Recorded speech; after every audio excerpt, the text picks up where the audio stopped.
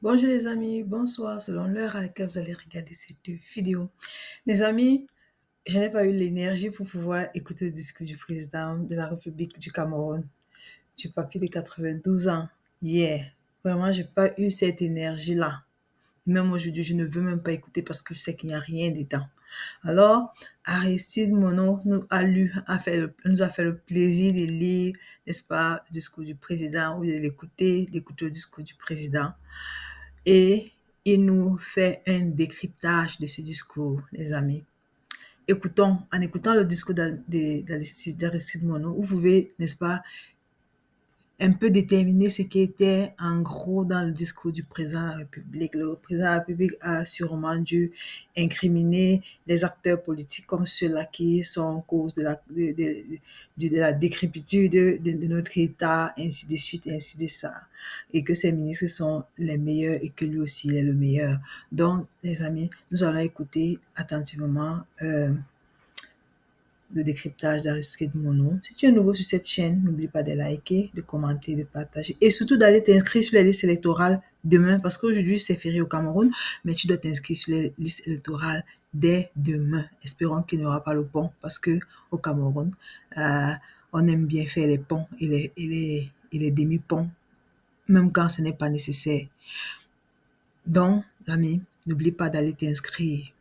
Et au moment venu, il faudra aller voter et défendre ton vote. N'oubliez pas aussi de contribuer à la cagnotte du professeur Maurice Kamto. On a besoin de cet argent pour la campagne électorale, pour aller dans nos villages, informer nos parents, informer nos arrière-grands-parents et nos grands-parents que cette année, c'est notre dernière chance. Merci de m'avoir écouté et bonne écoute. Lui-même. Qu'est-ce qu'on a retenu de ces discours? Rien. Rien du tout.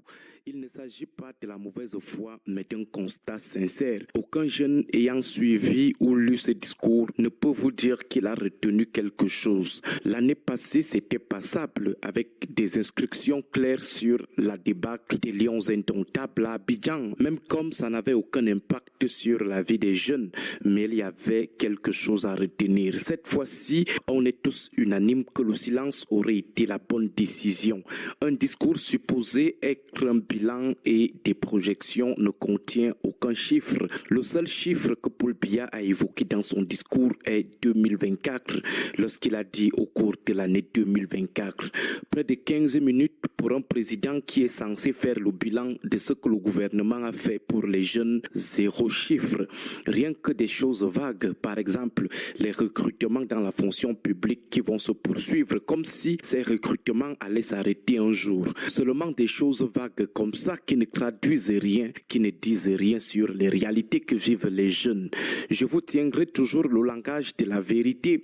Même vérité a écarquillé les yeux hier soir. Le président de la République veut faire croire à la jeunesse que ce que ses amis et lui font à la tête de l'État depuis 43 ans aujourd'hui, c'est la sincérité. Le langage de la vérité, c'est nourrir des générations et des générations d'espoir vain. Le langage de la vérité, c'est de les maintenir dans le fameux tunnel obscur du renouveau qui broie plutôt les espoirs et les espérances. Le langage de la vérité, c'est de contraindre une jeunesse à la dépression et lui opposer la répression lorsqu'elle veut exprimer sa gêne ou vous agresser ses demandes.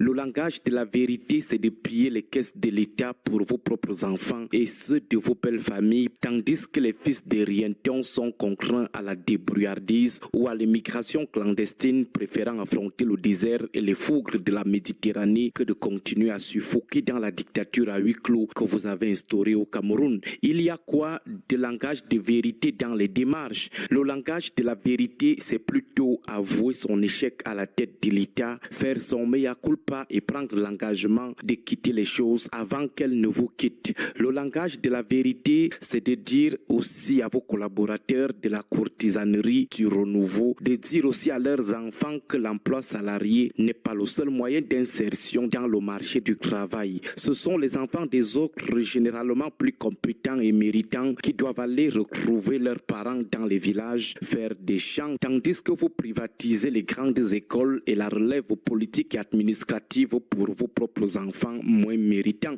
C'est ça le langage de la vérité. Pourquoi vous ne pouvez pas aussi dire à vos enfants de suivre le parcours de Tony Obama ou de Tata Bakari? Pourquoi vous ne leur dites pas aussi cela? Ce que vous dites est plutôt un discours de dupe. Si l'emploi est dur, ça doit être dur pour tous. Si les ressources sont devenues rares, elles doivent être rares pour tous. Si on doit serrer la ceinture, ça doit aussi concerner vos enfants. Dans le cas contraire, c'est un langage de dupe. Si les jeunes doivent oublier leur diplôme et rentrer faire l'agriculture comme leurs parents, cela devrait être valable pour tous les jeunes, y compris vos enfants, généralement moins méritants. Le discours de dupe, c'est aussi déplacer les débats. Grâce à la nation, on s'attend à un bilan reluisant et des projections qui captivent. Mais qu'est-ce que le président nous propose? Plutôt une diabolisation de ses adversaires. Ce sont eux qui ont appauvri le Cameroun et le plongé dans le chaos. En quoi vos adversaires politiques seraient-ils responsables du naufrage camerounais? Ce sont eux qui ont vidangé les caisses de l'État et créé des crises partout. Ce sont eux qui ont laissé germer et prospérer la crise anglophone et celle de Boko Haram. Les irresponsables, c'est qui au final? Les porteurs du chaos camerounais, c'est qui finalement? Ceux qui depuis 43 ans assouvissent leurs desseins pernicieux ne sont pas des pernicieux. Ceux qui ont créé le désordre dans notre cher et beau pays, laissé émerger et prospérer le malheur dans les zones anglophones et dans l'extrême nord, ne seraient pas aux yeux du président les porteurs du chaos qui endorment finalement le peuple avec des promesses fallacieuses et irréalisables. C'est qui finalement? Les hôtels sous les gradins des stades, les tramways, les demi-autoroutes qui achèvent leur course dans les forêts, les missions spatiales bluffantes, les émergences 2035, les santé pour tous, les sorties des bouts du tunnel, les grandes ambitions transformées en grandes illusions puis grandes désillusions, les grandes opportunités transformées en grandes opportunités de vol et de pillage. C'est qui finalement le farceur dans ce cas? Qui sont les farceurs? Bref, comme nous l'avons dit tout à l'heure, l'observation stricte du paradigme de la thèse ronflante sur les silences présidentiels aurait été une bonne décision de la part du président. Bonne journée à vous tous.